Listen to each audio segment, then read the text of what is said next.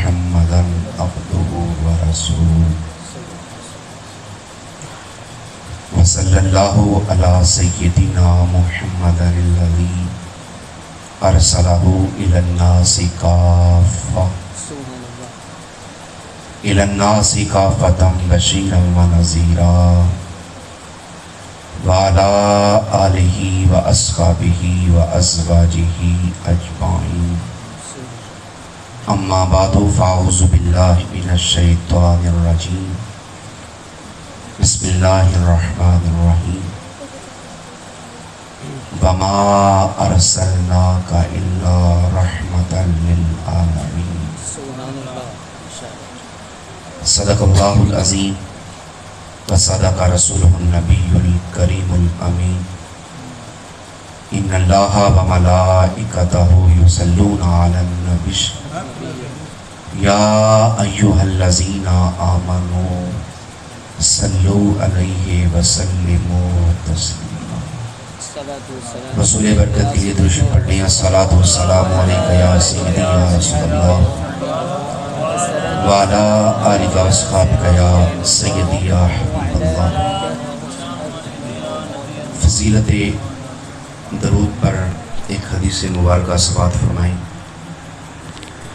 میرے آقا کریم صلی اللہ علیہ وسلم نے ارشاد فرمایا اسمع صلاۃ اہل محبتی واعرفہم، فرمایا مجھ سے محبت کرنے والا کہیں سے بھی مجھ پہ درود پڑھے میں اس کے درود کو سنتا بھی ہوں، میں اس کو پہچانتا بھی ہوں۔ سبحان اللہ، ماشاءاللہ۔ کہیں سے بھی کوئی مجھ پہ درود پڑھے میں اس کے درود کو سنتا بھی ہوں اور اس کو پہچانتا بھی ہوں۔ یہ تو امتی کی بات ہے، حدیث مبارکہ میں ہے میرے آقا نے ارشاد فرمایا ان حاجرا بمکہ یسلم علی قبل ان ابعث انی لعارفہ الآن۔ میرے آقا نے ارشاد فرمایا صحابہ میرے اعلان نبوت سے پہلے مکہ میں جو پتھر مجھ مصطفیٰ پہ سلام پڑھتا تھا میں اس پتھر کو آج بھی پہچانتا ہوں۔ جو آقا پتھروں کے سلام کو نہیں بھولے کیا خیال ہے وہ اپنے امتی کے سلام کو بھول جائیں گے؟ اس ذوق اور محبت کے ساتھ درود پڑھیں۔ ہم یہاں سے درود پڑھ رہے ہیں، آقا ہمیں دیکھ بھی رہے ہیں، ہمیں پہچان بھی رہے ہیں اور ہمارے درود کو سن بھی رہے ہیں۔ پڑھیے الصلاۃ والسلام علیکہ یا سیدی یا رسول اللہ وعلی آلہ واصحابہ یا سیدی یا حبیب اللہ۔ الصلاۃ والسلام علیکہ یا سیدی یا رسول اللہ وعلی آلہ واصحابہ یا سیدی یا حبیب اللہ۔ نہایت ہی واجب الاحترام حضرات علماء اکرام، بالخصوص زینت مسند صدارت، پاسبان آداب شریعت، انتہائی عقیدتوں کے لائق جناب محترم جمیل احمد سیفی صاحب دامت برکاتہم القدسیہ، دیگر حضرات علماء کرام اور حاضرین و سامعین، اللہ تعالیٰ کا انتہائی فضل و احسان ہوا جس نے اس سعادت افروز محفل پاک میں حاضری کی توفیق عطا فرمائی ہے۔ دعا ہے اللہ تعالیٰ ہماری اس محفل پاک کو اپنی بارگاہ میں شرف قبولیت عطا فرمائے۔ جس محبت کے ساتھ چودھری محمد عثمان محمدی سیفی صاحب نے اس محفل پاک کا انتظام و انصرام کیا ہے، اللہ ان کے حسن نیت سے بڑھ کر اجر عظیم عطا فرمائے۔ آپ اس بات سے واقف ہیں آج کی عظیم الشان محفل پاک بھائی محمد عثمان صاحب کی شادی خانہ آبادی کے موقع پہ اس کا انعقاد کیا گیا ہے۔ میں دعا گو ہوں اللہ تعالیٰ اس نکاح کو دونوں خاندانوں کے لیے باعث برکت بنائے، اس محفل پاک کی برکتیں اس پورے خاندان کو عطا فرمائے، باہم زوجین کو ذہنی ہم آہنگی عطا فرمائے اور انہیں شریعت مطہرہ کے مطابق زندگی بسر کرنے کی توفیق عطا فرمائے۔ انتہائی اختصار کے ساتھ حضور کی آمد ہوئی، رشتوں کو جو احترام کی دولت ملی ہے اس اعتبار سے چند ایک باتیں آپ کے گوش گزار کرنی ہے۔ دعا ہے اللہ تعالیٰ مجھے حق گوئی کی توفیق عطا فرمائے، سن سنا کے عمل کی توفیق عطا فرمائے۔ مجھ سے قبل انتہائی خوبصورت انداز میں نازش اہل سنت حضرت علامہ مولانا طیب جلیل ہاشمی صاحب بہترین اسلامی معاشرے کی تشکیل کے لیے قرآن و سنت کا بڑا خوبصورت پیغام آپ تک پہنچا رہے تھے۔ دعا ہے اللہ تعالیٰ اس پیغام کو ہمیں عملی زندگی میں لاگو کرنے کی توفیق عطا فرمائے اور صاحبان شریعت تلے زندگی بسر کرنے کی توفیق عطا فرمائے۔ ماہ ربیع النور شریف کی آمد ہے۔ اس ماہ کی 12ویں صبح کو، اس ماہ کی 12ویں صبح کو یعنی 12 ربیع الاول کی صبح جبر ابو قبیس کے دامن میں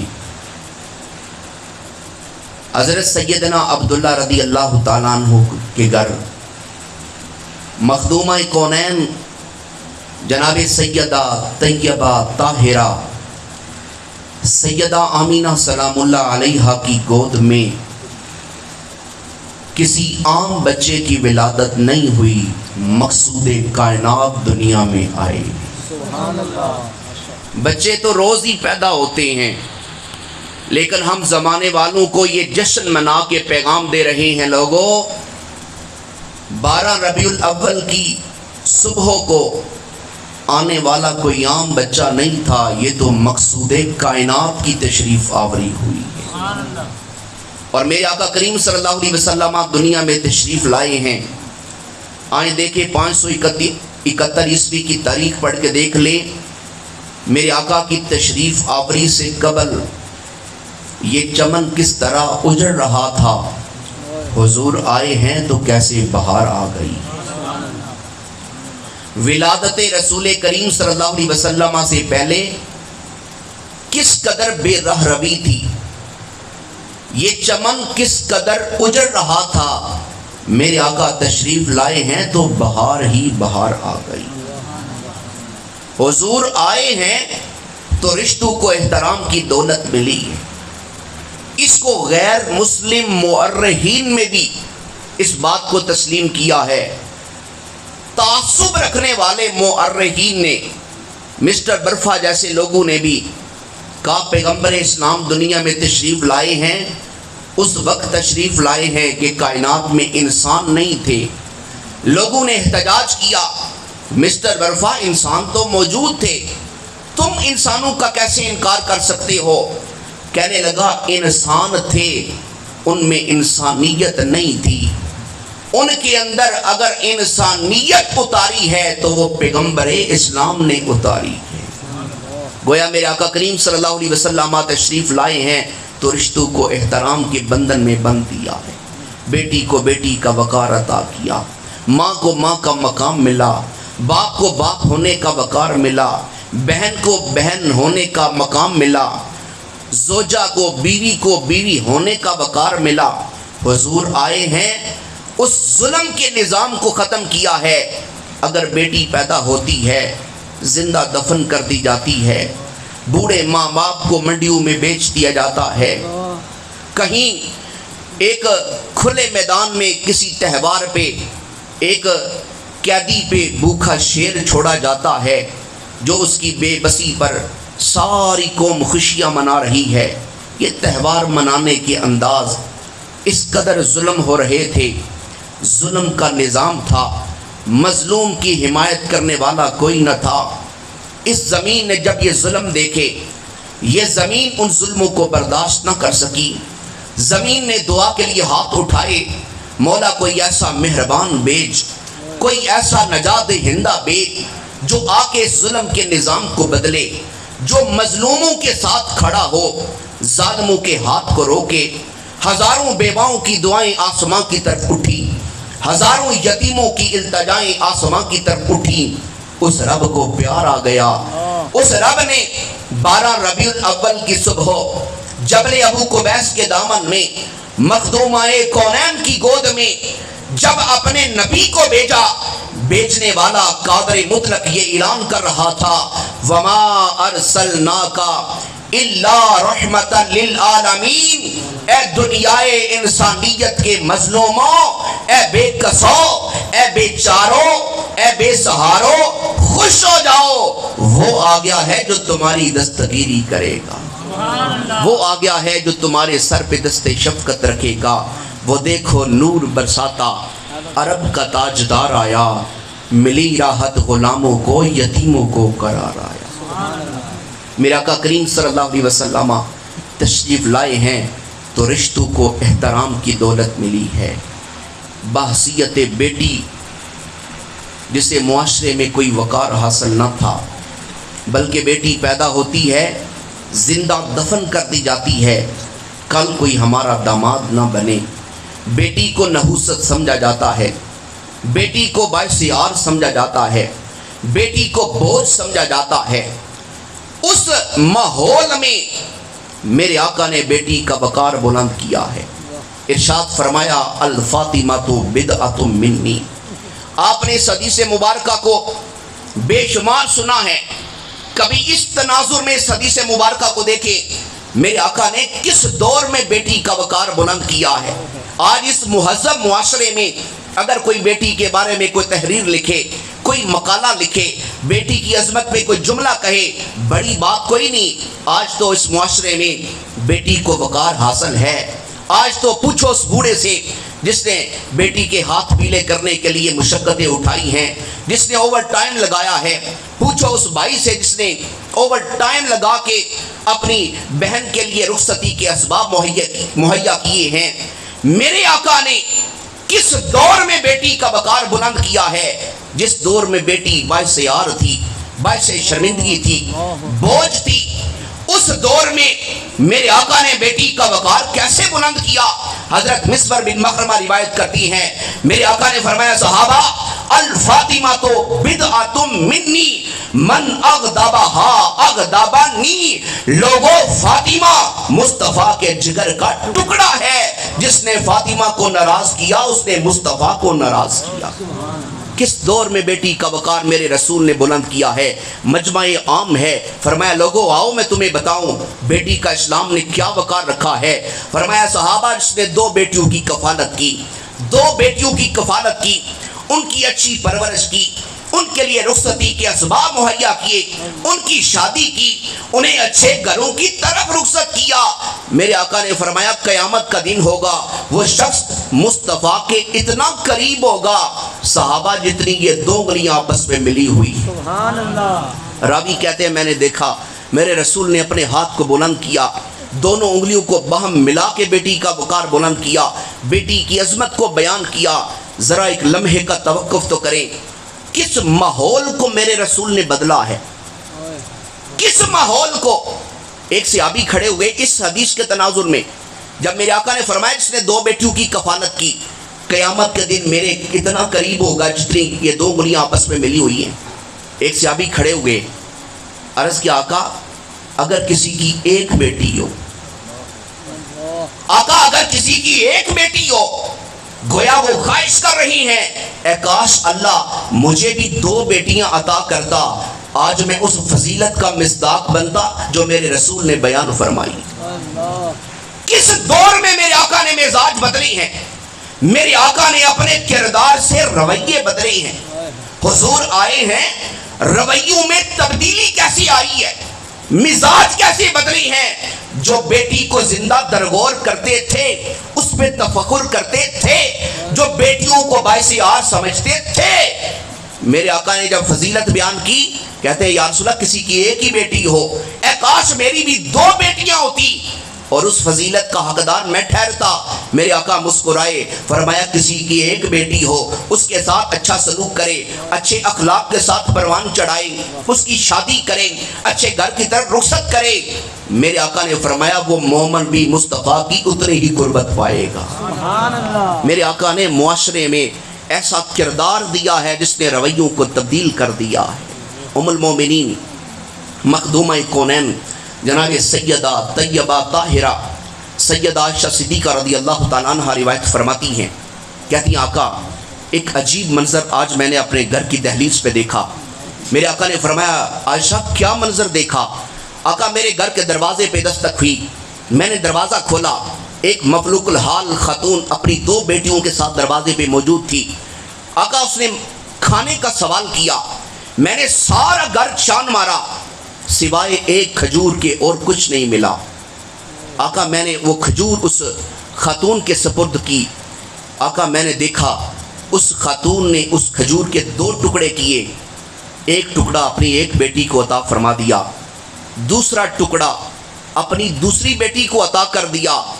آقا اس کے چہرے پہ عیاں تھا کہ یہ بھی بھوک کی شدت میں ہے، اس نے خود کچھ نہیں کھایا، وہ کھجور کا ٹکڑا اپنی دونوں بیٹیوں میں تقسیم کر دیا۔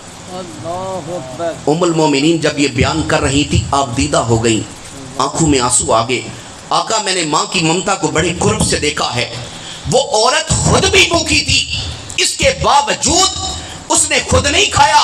میرے آقا نے فرمایا اے عائشہ قیامت کے دن اگر وہ عورت اپنے اعمال کے سبب سے جہنم میں جانے لگی نا، یہ بیٹیاں اپنے رب سے اپنی ماں کے بارے میں جھگڑا کریں گی، مالک یہ اتنی محبت کرنے والی تھی، آج ہم اسے جہنم میں نہیں جانے دیں گی۔ میرے آقا نے فرمایا اللہ ان بیٹیوں کے سبب سے والدین کو جنت عطا فرما دے۔ کس ماحول میں میرے رسول نے لوگوں کے مزاج بدلے ہیں؟ جب بیٹی کو معاشرے میں مقام حاصل تھا ہی نہیں، کیا خیال ہے پھر اس بیٹی کو بھی حضور کی آمد کی خوشی کرنی چاہیے یا نہیں؟ جس بیٹی کو عزت ہی حضور کی آمد کی وجہ سے ملی ہے، کیا اس بیٹی کو پھر حضور کی آمد کی خوشی کرنی چاہیے یا نہیں؟ رشتوں کو احترام کی دولت حاصل نہ تھی، میرے آقا تشریف لائے ہیں، رشتے احترام کے بندھن میں بندھ گئے۔ آپ ماں کے بارے میں اس وقت 571 کی تاریخ پڑھیں، ماں کو لوگ داشتہ بنا کے رکھتے تھے، باپ فوت ہو گیا تو بیٹا ماں کو دعوت نکاح دے دیتا۔ مکے میں اوقاس کے مقام پہ ایک منڈی لگتی تھی، کتنے نوجوان بیٹوں نے اس منڈی میں اپنے بوڑھے والدین کو بیچا تھا۔ ایک جوان بیٹا جب اپنی بوڑھی ماں کو لے کے اوقاس کی منڈی میں کھڑا ہوتا تھا بیچنے کے لیے، کیا انسانیت کا سر شرم سے جھک نہیں جاتا؟ بوڑھے والدین کو منڈیوں میں بیچا جا رہا ہے، لوگوں نے ماں داشتہ بنا کے گھر رکھی ہے۔ میرے آقا تشریف لائے ہیں، ماں کو ماں کا مقام دلایا۔ حضور آئے ہیں، فرمایا ماں کو داشتہ نہیں بنایا جاتا، ماں کو منڈیوں میں بیچا نہیں جاتا۔ فرمایا آؤ تمہیں بتاؤں اسلام نے ماں کو کیا وقار دیا ہے۔ فرمایا الجنت تحت اقدام امہات، اللہ نے تمہاری جنت تو تمہاری ماؤں کے قدموں تلے رکھی ہے۔ اے صحابہ اے لوگوں سنو، بوڑھے باپ کو منڈی میں بیچا نہیں جاتا۔ الوالد اوسط ابواب الجنہ، والد تو جنت کا درمیانی دروازہ ہے۔ کس نے آ کے لوگوں کے مزاج بدلے ہیں اور کس نے آ کے رشتوں کو احترام کی دولت سے نوازا ہے؟ حضور آئے ہیں، رشتوں کو احترام کے بندھن میں بندھ دیا ہے۔ میرے آقا نے فرمایا مومن صبح اٹھے، ایک محبت کی نگاہ اپنے والدین کے چہرے پہ ڈالے، اللہ مقبول حج کا ثواب عطا فرما۔ سبحان اللہ۔ حسن معاشرت کی بات نہیں کی، ابھی حسن معاشرت بعد میں ہے، اچھا سلوک بعد میں ہے۔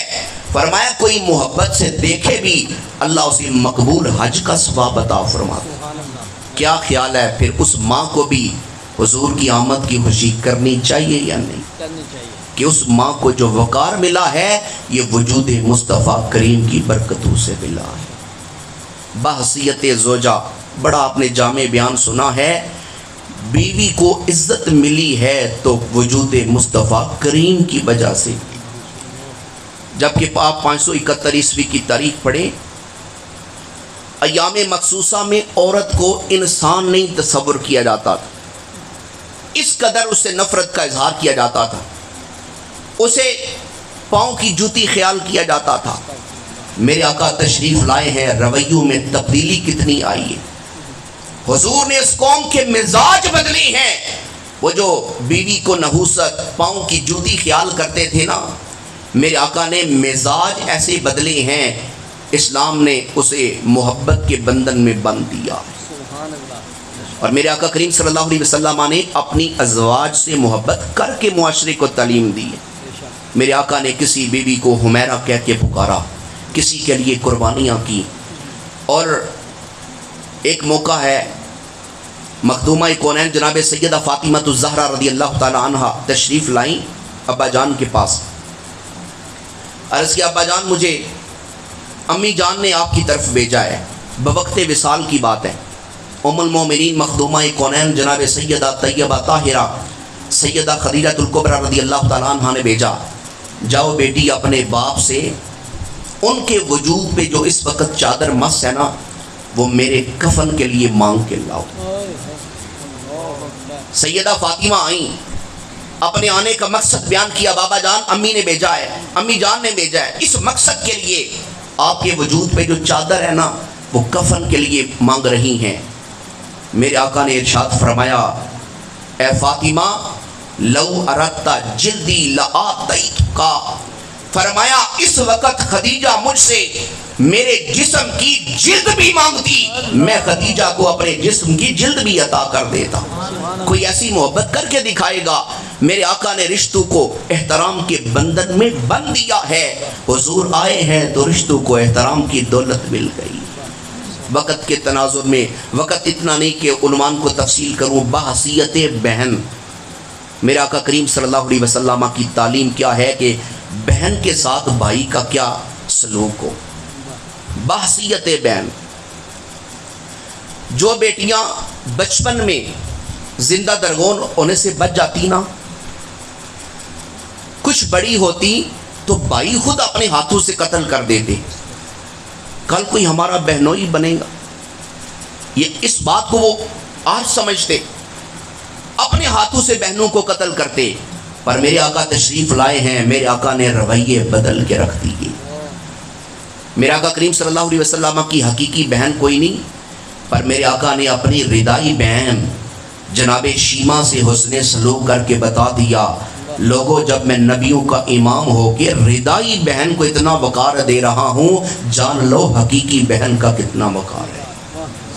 جناب شیمہ، ماہ نور کی آمد ہے، ذرا بنو سعد کا ایک منظر آپ کے سامنے بیان کروں۔ جناب شیمہ ابھی یہ حضور کی ردائی بہن حضرت حلیمہ سعدیہ کی بیٹی ہے۔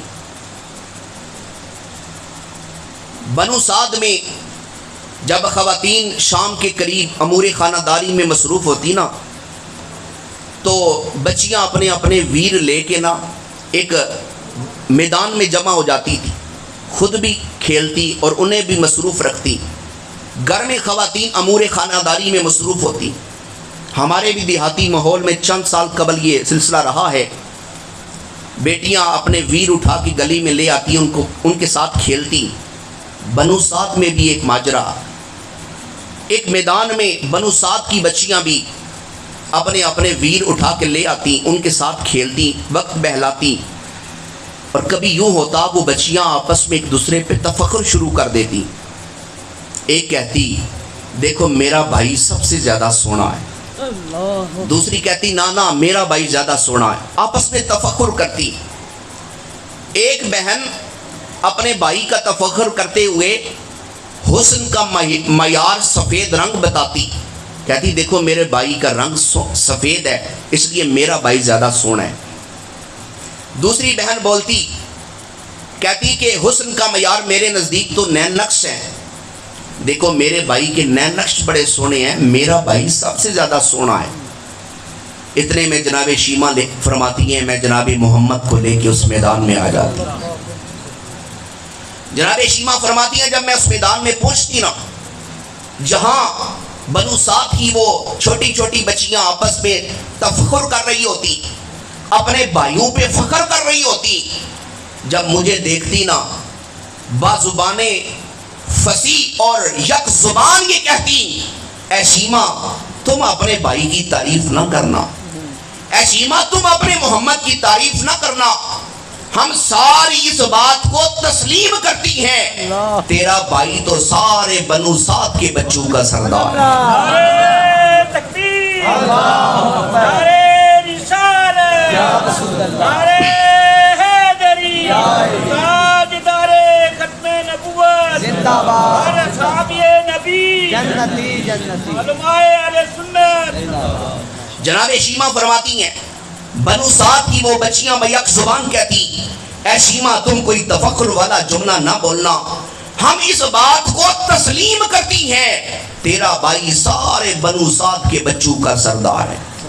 جناب شیمہ کہتی ہے میں خوشی سے پھولے نہ سماتی، میری زبان پہ یہ جملہ آتا، ربنا ابقِ لنا محمدا، ربنا ابقِ لنا محمدا، ربنا ابقِ لنا محمدا۔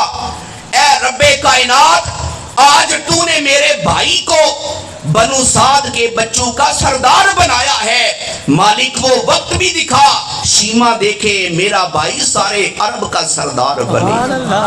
ربنا ابقِ لنا محمدا، مالک وہ وقت دکھا شیمہ کو میرا بھائی سارے بنو سعد کا سردار بنے۔ رب نے وہ وقت دکھا دیا، جناب شیمہ پروان چڑھی، حضور بھی بڑے ہوئے، اعلان نبوت فرمایا، مکی دور گزرا، حضور مدینہ تشریف لائے۔ جناب شیمہ کی جس قبیلے میں شادی ہوئی اس کے ساتھ اہل اسلام کی جنگ ہو گئی، لڑائی ہوگی، کچھ افراد ان کی قتل ہوئے، کچھ افراد قیدی بنے۔ عرب کے رواج کے مطابق فدیہ اکٹھا کیے جانے لگا، اپنے قیدی چھڑوانے ہیں۔ جناب شیمہ کے دروازے پہ دستک ہوتی ہے، قبیلے کا سردار اپنے آنے کا مقصد بیان کرتا ہے کہ ہمارے قبیلے کے افراد ایک قبیلے کے پاس بطور قیدی موجود ہیں، ہم فدیے کی رقم اکٹھی کر رہی ہیں، اے جناب شیمہ آپ بھی اپنا حصہ ڈالیں۔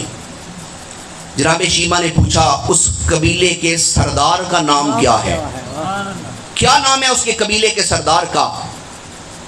ان کے قبیلے کے سردار نے کہا ان کے قبیلے کے سردار کا نام ہے محمد بن عبداللہ صلی اللہ علیہ وسلم۔ جناب شیمہ نے فرمایا رقم کوئی نہیں اکٹھی کرنی، میں تمہارے ساتھ چلتی ہوں، رقم کی ادائیگی بھی کوئی نہیں کرنی، فدیہ بھی ادا نہیں کرنا، اپنے قیدی بھی واپس لے کے آئی۔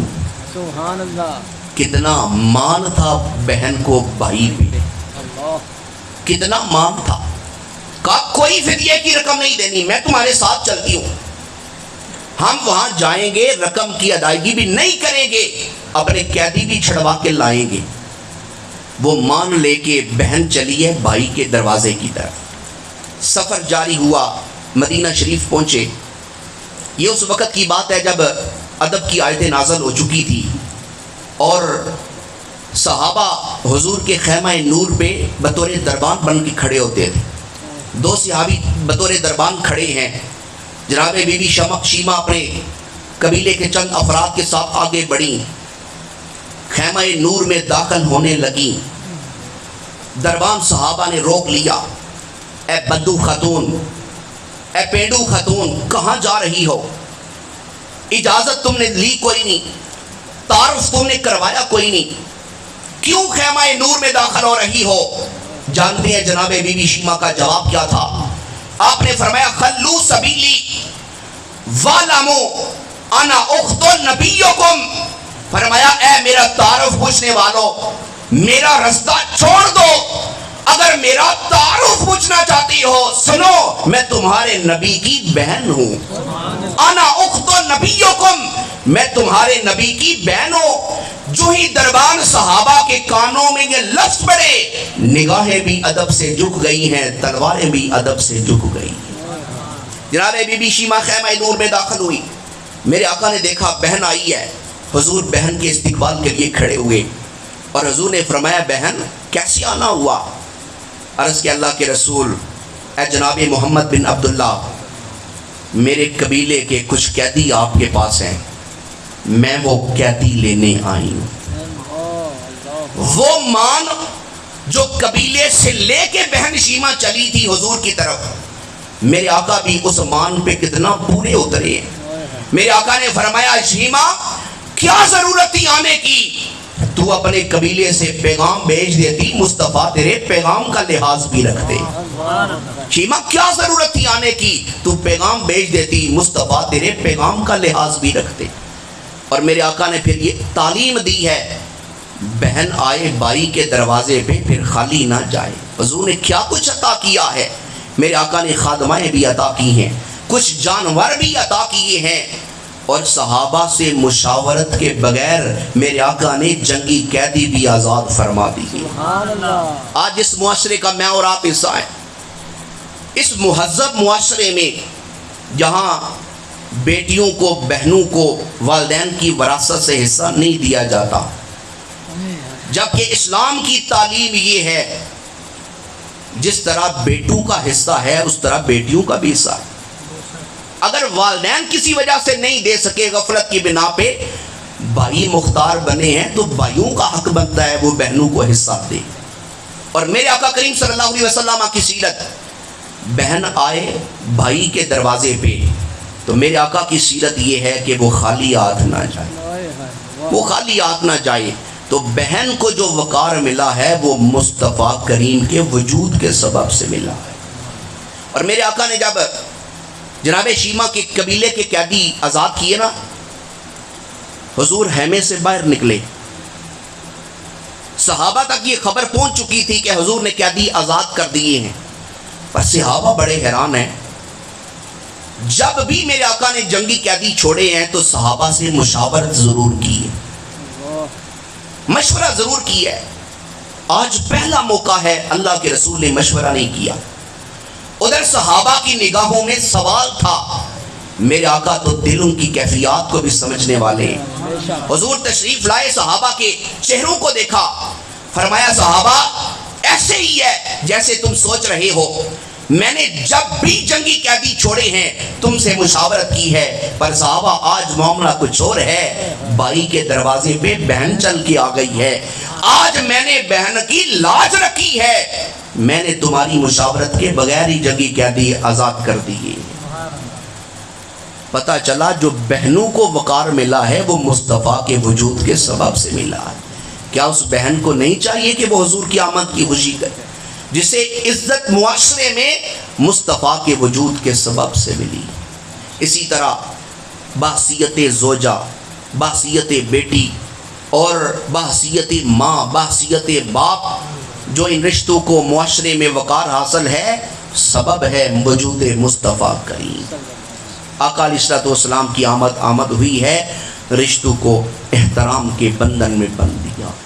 حتیٰ کہ آخری بات، حتیٰ کہ وہ معاشرہ جس معاشرے میں غلاموں کو انسان نہیں تصور کیا جاتا تھا، انسان ہی نہیں سمجھا جاتا تھا، اس معاشرے میں میرے آقا نے غلاموں کو بھی عزت دی ہے۔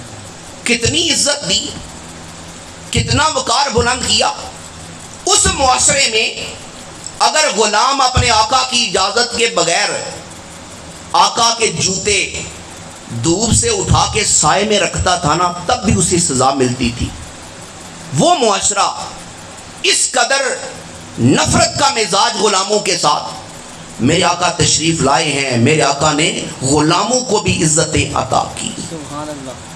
یوں ہی نہیں، حضرت سیدنا فاروق اعظم نے فرمایا بلال سیدی یا بلال، عمر جب بھی پکارتے تھے غلام کہہ کے نہیں، سردار بلال کہہ کے پکارتے تھے۔ اور فتح مکہ کے موقع پہ تو کمال ہو گیا، میرے آقا نے فرمایا صحابہ آج میرا جی چاہتا ہے، فتح مکہ ہو گیا، آج جی چاہتا ہے کوئی کعبے کی چھت پہ چڑھ کے اذان پڑھے۔ سارے صحابہ میں خواہش مچل پڑی، کاش یہ قرہ ہمارے نام نکلے، کاش یہ قرہ ہمارے نام نکل آئے، کل مورخ لکھے گا کعبہ پہ چڑھ کے اذان پڑھنے کا وقت آیا تو قرہ کس کے نام نکلا تھا۔ میرے آقا نے سارے صحابہ کی طرف دیکھا، فرمایا میرا بلال کدھر ہے، بلال کدھر ہے؟ بلال حاضر خدمت ہوئے، میرے آقا نے فرمایا بلال آج دل چاہتا ہے کعبے کی چھت پہ چڑھ کے اذان پڑھو۔ بلال کعبے کی چھت پہ چڑھا دیے گئے، کعبہ نیچے ہے بلال، کعبہ نیچے ہے بلال۔ زبان حال سے ہم نے بلال سے پوچھا، اے بلال تو اس معاشرے کا حصہ ہے جہاں غلاموں کو انسان نہیں تصور کیا جاتا، اے بلال یہ عزتوں کے تاج کیسے ملے؟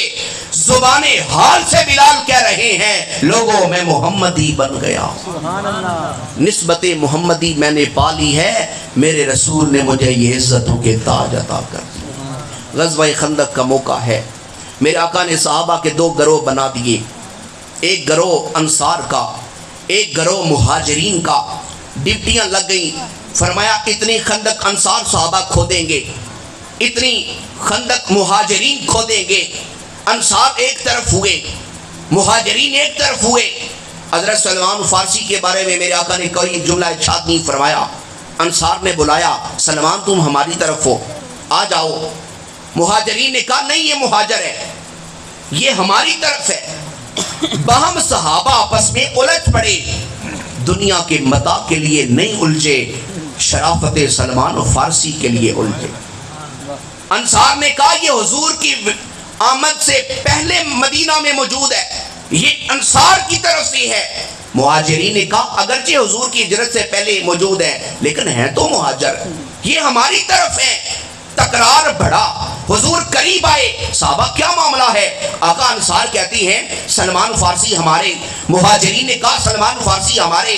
میرے آقا نے فرمایا سنو، سلمان فارسی نہ تو انصار کے نہ تو مہاجرین کے، سلمان و من اہل البیت، سلمان مصطفیٰ کی اہل بیت میں سے ہیں۔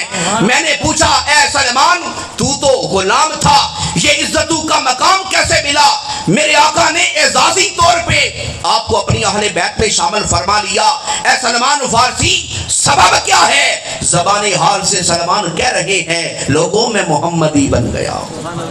نعرہ تکبیر، اللہ اکبر، نعرہ رسالت، یا رسول اللہ، نعرہ حیدری، جشن عید میلاد النبی لگاتے ہیں یہ نعرہ سب ایمان والے، محمد ہمارے بڑی شان، لگاتے ہیں یہ نعرہ سب ایمان والے۔ محمد ہمارے بڑی شان والے۔ میرے آقا تشریف لائے ہیں تو میرے آقا نے رویے بدل دیے ہیں۔ حضور تشریف لائے ہیں، ذہنوں کو بدل کے رکھ دیا ہے۔ وہ جو نفرتوں کا مزاج رکھتے تھے میرے آقا نے محبتیں بانٹ دی ہیں۔ وہ جو باہم ایک دوسرے پہ گھوڑا دوڑانے پہ جھگڑ پڑتے تھے، اتنے شیر و شکر ہو گئے، اتنی محبتیں آپس میں بانٹنے لگے، اس قدر وہ ایک دوسرے سے محبت کرنے لگے، ان کی محبت آنے والوں کے لیے معیار بنتی گئی۔ میرے آقا نے ایسی تربیت کی ہے اور ایسے شاہکار جو ہے وہ تیار کیے ہیں۔ کیسے شاہکار، انہی دو جملوں پہ اپنی گفتگو کو سمیٹ رہا ہوں۔ کیسے شاہکار تھے صحابہ؟ کون صحابہ؟ صحابہ وہ صحابہ جن کی ہر صبح عید ہوتی تھی، نبی کا نام لیتے تھے، نبی کی دید ہوتی تھی۔ وہ کتنے مقتدر تھے، توجہ ہے، وہ کتنے مقتدر تھے، وہ کتنے مقتدر تھے جنہیں تعلیم خدا کی ملی ہے، تربیت مصطفیٰ کی ملی ہے۔ جو تعلیم خدا اور تربیت مصطفیٰ کے شاہکار ہیں، کون صحابہ جن کی ہر صبح عید ہوتی تھی، نبی کا نام لیتے تھے، نبی کی دید ہوتی تھی۔ میرے آقا نے رویے ایسے بدلے ہیں، وہ باہم شیر و شکر ہو گئے، آپس میں محبتیں بانٹنے لگے۔ تو حضور تشریف لائے ہیں، رشتوں کو احترام کی دولت ملی ہے۔ حضور تشریف لائے ہیں، رشتے احترام کے بندھن میں بن گئے ہیں۔ دعا ہے اللہ تعالیٰ آقا علیہ السلام کی آمد کی کما حق ہو خوشی کیا کہ اظہار کی توفیق عطا فرمائے۔ میں انہی الفاظ پہ اپنی گفتگو کو سمیٹ رہا ہوں، بلکہ اس دعا کے ساتھ اللہ تعالیٰ چودھری عثمان صاحب کو اس محفل پاک کی حقیقی برکتیں عطا فرمائے۔ اللہ تعالیٰ ہم سب کے حال پہ اپنا فضل و احسان فرمائے۔ وما علینا الا البلاغ۔